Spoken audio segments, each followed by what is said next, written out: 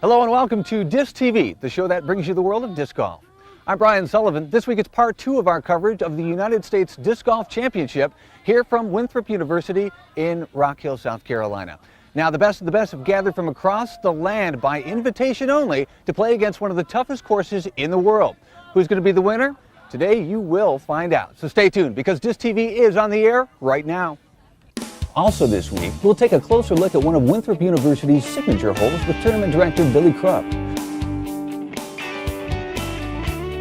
It's all about disc golf.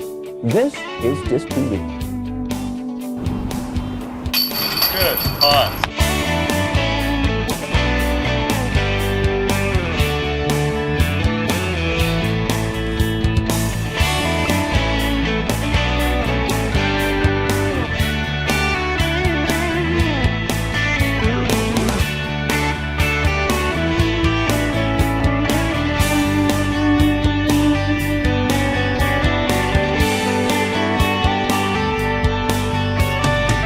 Disctv is brought to you in part by the Professional Disc Golf Association, guiding disc golf into the future. Irving's Hot Dogs. For red hot lovers, make it Irving's. Innova Champion Discs, #1 in disc golf. And by DiscLife.com, the world leader in disc golf. It's Disctv's coverage of the United States Disc Golf Championship.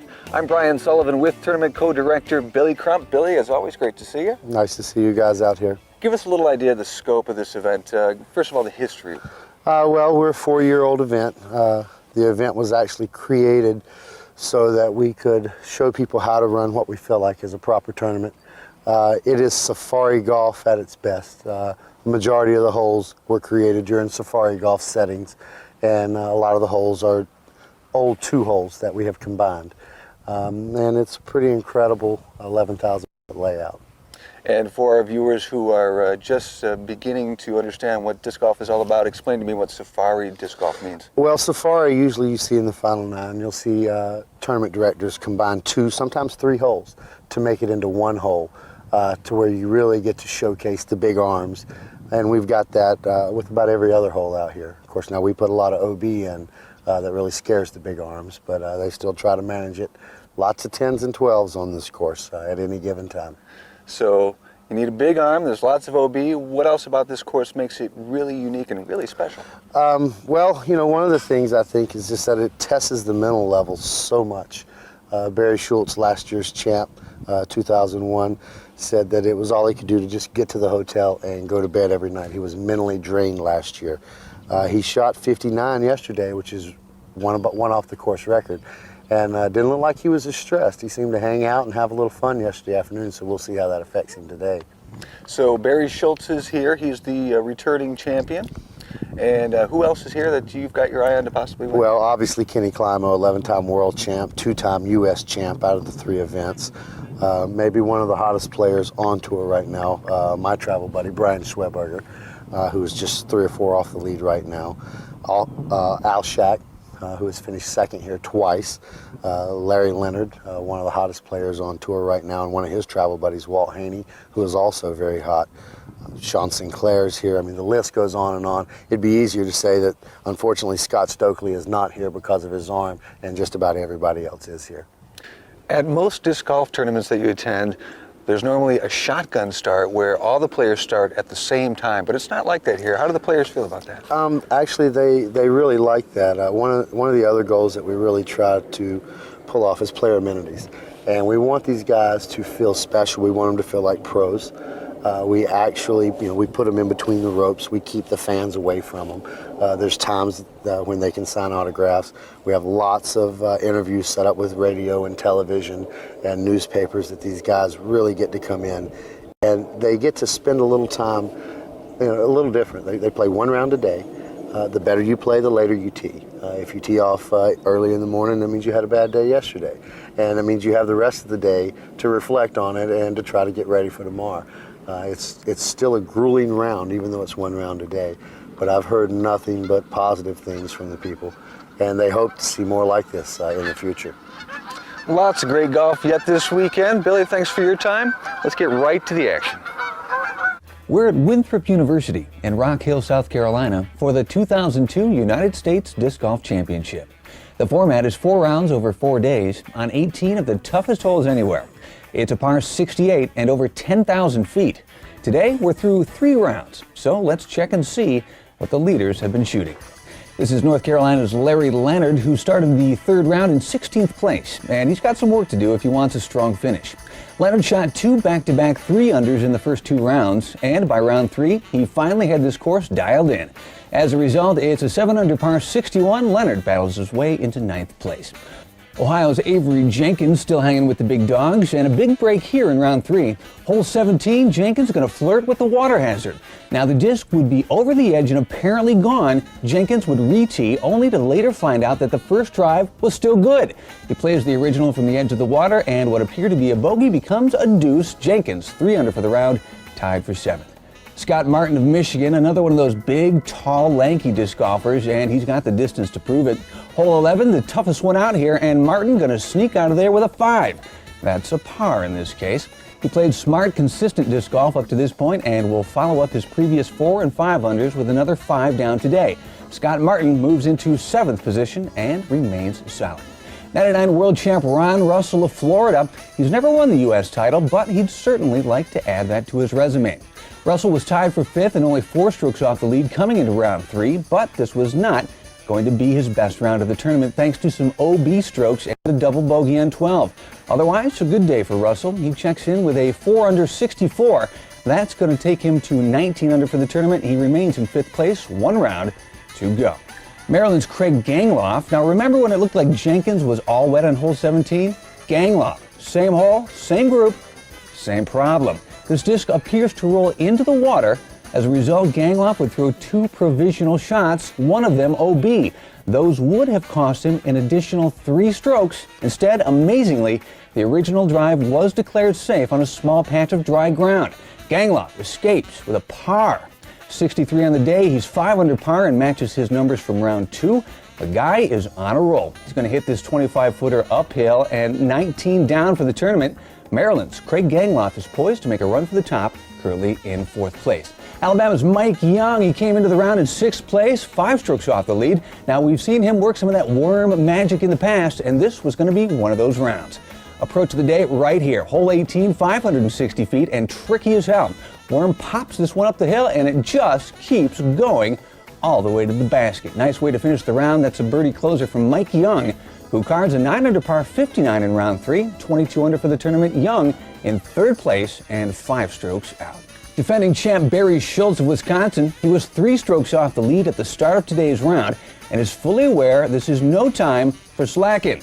He would step up to the challenge. Tasty approach here on 16. That one's going to be a birdie. It was nearly flawless disc golf from the champ, and the birds were coming to Schultz faster than an Alfred Hitchcock movie. The only stumble, a double bogey on 12, and despite the OB strokes, Barry Schultz turns in a new course record of 57.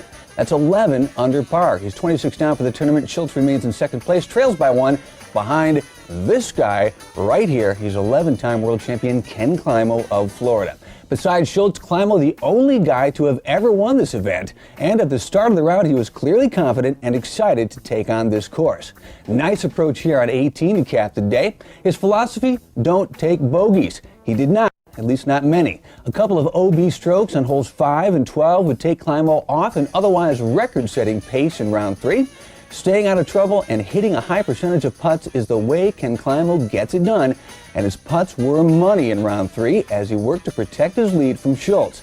The strategy pays off, and Ken Climo, who's going to hit here from 45 feet, cards a 9-under par 59 to put him 27 down for the tournament and earns a 1-stroke lead.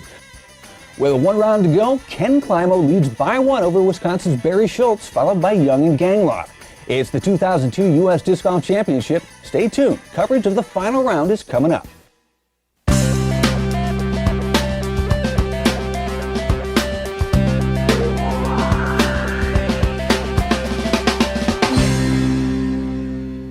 Billy, what's the par here? 68. And what's the course record? Course record is 58 by Barry Schultz last year in the championship. Wow, that is some serious disc golf. Yeah, it's 68, 14 over the normal par, so.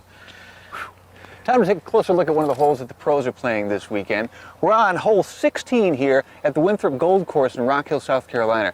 We're with co-tournament director Billy Crump. Billy, it's a gorgeous hole. Tell me about it. This is one of the few signature holes we've got. I think we've got 4 signature holes. It's 587 feet. One of the most picturesque greens you'll ever see is it's an elevated green. Water all on the left, OB Road all on the right. And it's a demanding hole. You must, little room for error. How do most guys play this? Most guys throw an air shot and they'll keep it out to the right to stay away from the water. The road's a little harder to reach. And it makes it a little tougher on your second shot, but again, you just want to stay away from the water. Let's give it a throw. Billy, I gotta ask, is this a planned thing with the footwear? No, it's tournament director footwear. It's basic Gore-Tex waterproof socks for early in the morning with flip-flops. We just had so much going on. It was so busy today, I haven't had an opportunity to trade them out yet. And I'm just going to go with it. I think it's a bold fashion statement. I like it. All right, so what's your game plan? What are you doing? I'm going to take something and try to get it out right. It's sort of hard to reach the road if you throw something stable, and try to give myself a second shot thumber, which I consider my bread and butter. Show me how it's done.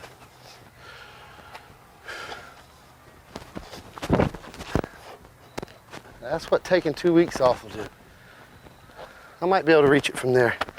All right, Billy, I think I'm just going to try to follow your lead here on the right side of the fairway.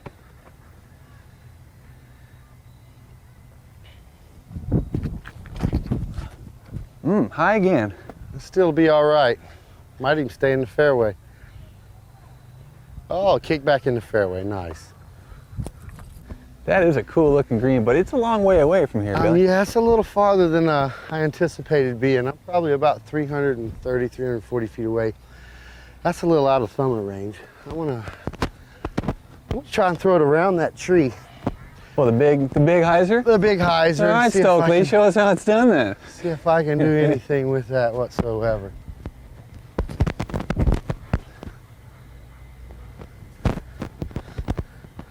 Around, in front, it's all good. Oh, did I say around?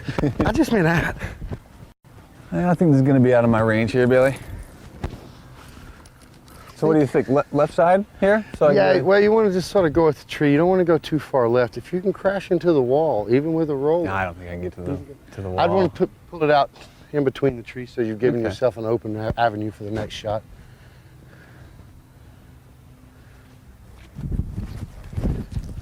Nice pull. Come on. Come on back, come on back, come on back. Very nice pull, Sully.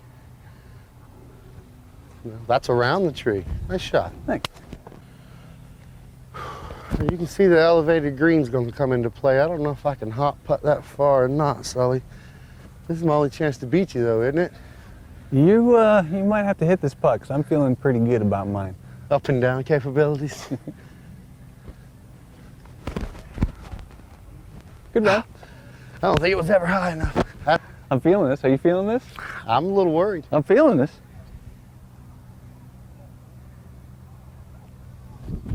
Ah. Nice run. Roll, baby. Oh, almost off the legs. That could have been interesting. I think that might be a tester. You think this is a tester here? That's a nice par. That's a nice hole, Billy. Thanks for showing us around. No problem. It's the Winthrop Gold Course in Rock Hill, South Carolina. And Billy, if people want more information about the great disc golf here, where can they go? USDGC.com, or you can go to innovadisc.com. It's one of the finest, most challenging courses in the country. Come check it out here in South Carolina. As you may or may not know, some big changes happening in the Pdga amateur ranks for next year. Here to explain these changes to us is Pdga Regional Director Teo Posey. So Teo, what the heck's going on? Well, we have some big changes in store for 2003, and they primarily are focused on some changes to the way the amateurs are going to be set into divisions for tournaments. And we're going to take the current system, which was based on having divisions based on gender and age ranges, and we're going to be replacing that with a system that's based on skill levels, determined by the new rating system that we've been putting in place over the last few years. So let's see if we can, if I can figure this out, because I'm a little slow on these things. We've had in the past M1, 2, and 3, and then some junior level divisions. How is that going to change? When I go to an event next year as an amateur, what am I going to find? Well, you're going to find 3 different, what we're calling tracks, okay, because there's still a desire to have women playing with their own in their own groups and not necessarily being mixed in with the men. And there's also masters players have a strong desire to keep playing in the divisions that they've been in. Within the track, there's going to be 5 skill levels. The lowest level is called recreational, and that represents players at a rating of 774 or below. And what that means is people that are learning to play and just getting into the sport frequently, you know, and don't have their skills down in long throws, and they're just learning how to putt right, might be in that group. The levels above that go intermediate, advanced, expert, and then the top level is open, and that's from a level of 925 and above. And a lot of those players are players that are actually getting ready to go pro and are really, you know, their game is really coming in, and they've been playing a lot. And now, I understand there's been some changes underway to the Pdga website as well, and I know that you're the man behind that now, so what's happening there? Well, we're taking the Pdga website, which Marty Hapner did such a great job for so many years in maintaining and growing and building, and we're enhancing it to have a lot more dynamic data and the types of information that members really like to see, such as their player rating, how they've done in tournaments. The tournament database for most tournaments now is a real database that you can search, and when you pull up the tournament results, you can click on your name, and then it takes you to a player page that shows you all of your results for tournaments, you know, to date and historically, and how much cash you've won this year, and how many points you've earned towards World's invitations. Very cool. It's fun, and players really seem to like that, and it's really one of the benefits of being a member of the Pdga. He's Pdga Regional Director Teo Posey. Teo, thanks so much for all the hard work you're doing for the organization. Thank you, Brian.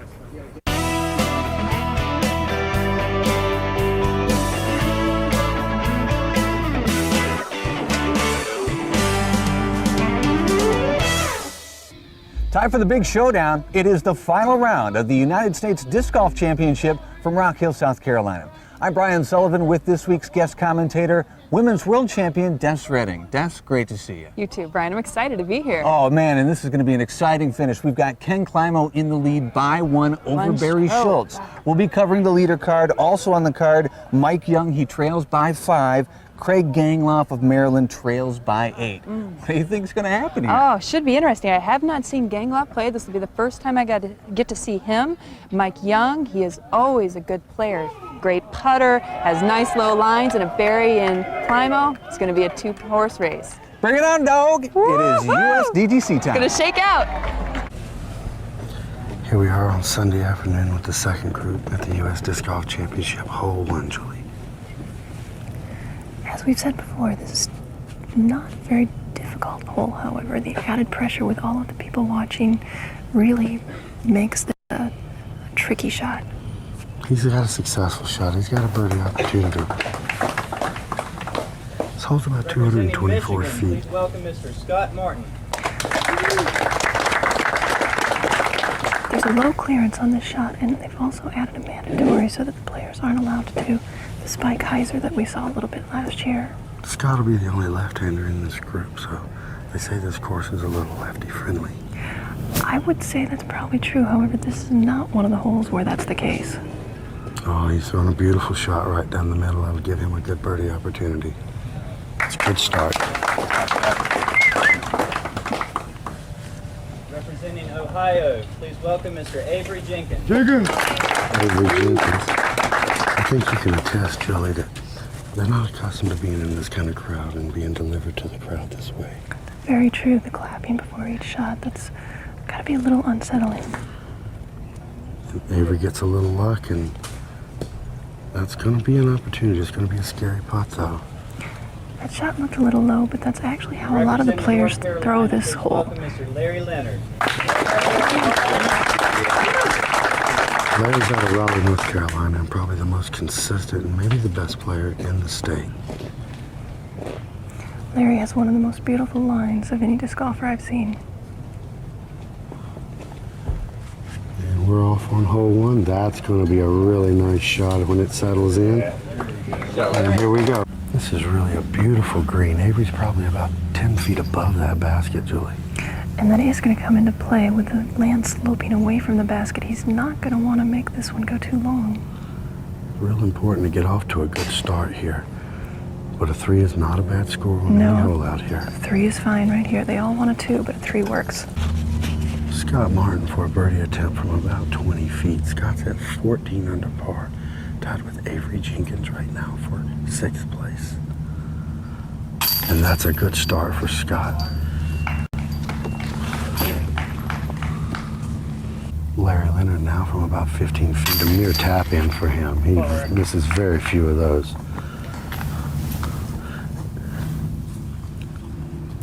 Now we have Ron Russell, who is at 18 under atop this second card. Ron Russell is known for his peculiar putting style.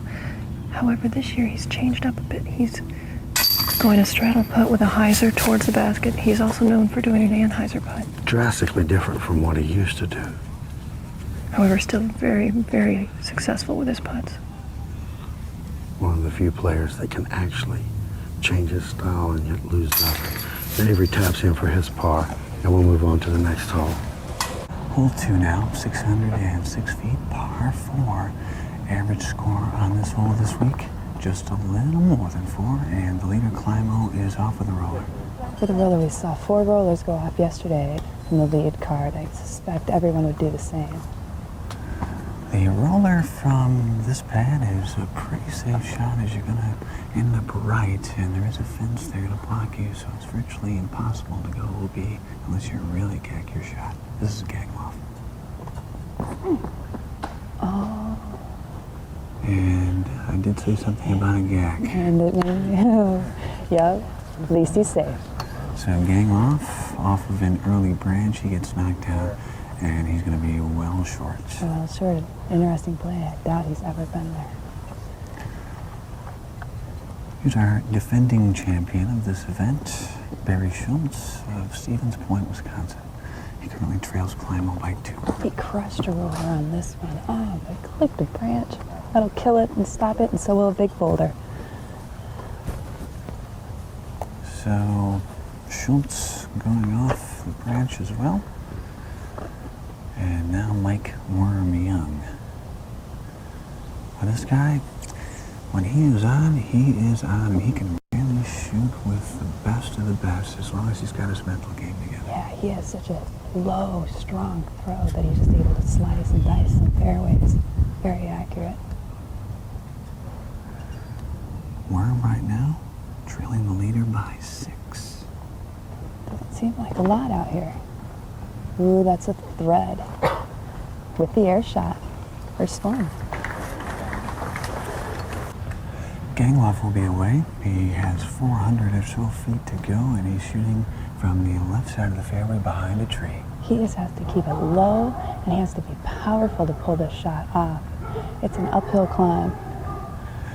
It is situations like this when players get in trouble here at Winthrop University. You try to make something up, and you end up OB, but not Gangloff. No. Second shot for Schultz coming up. He, too, about 400 feet away. Des, what's he going to do here? I think he's got to do the same thing. Play a low, hard hyzer so it falls from right to left. Probably aiming right at that dark tree. Going to flip it onto the left side.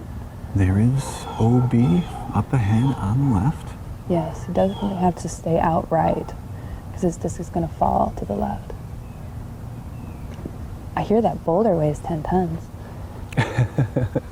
And that is a fine looking shot. Oh, careful. Oh, flirting.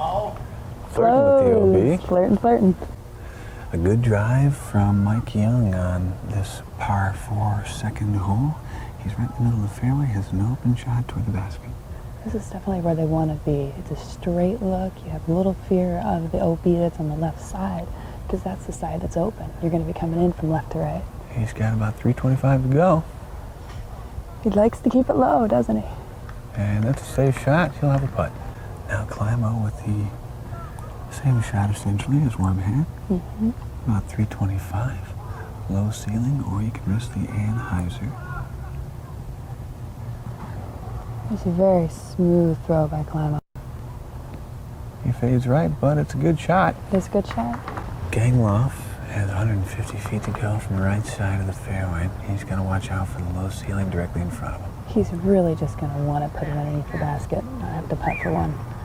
Gave it a bid, and he's right there for the easy putt.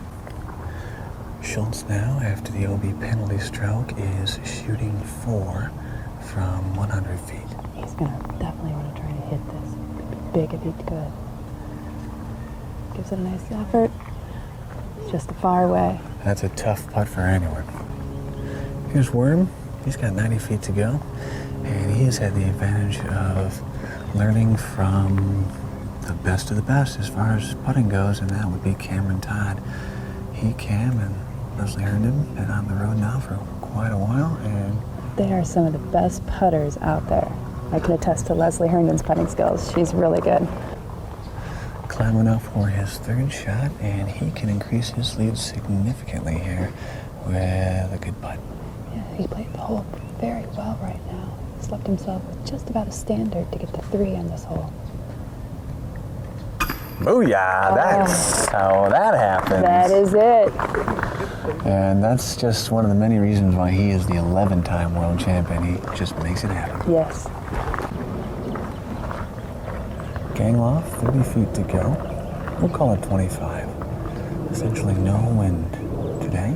Very still day. Nice cool air. He's really thinking up.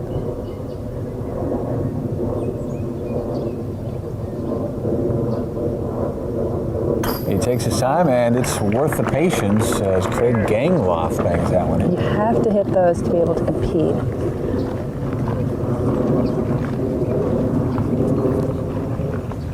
So, a penalty stroke hurting Barry Schultz on our second hole of the final round of the United States Disc Golf Championship.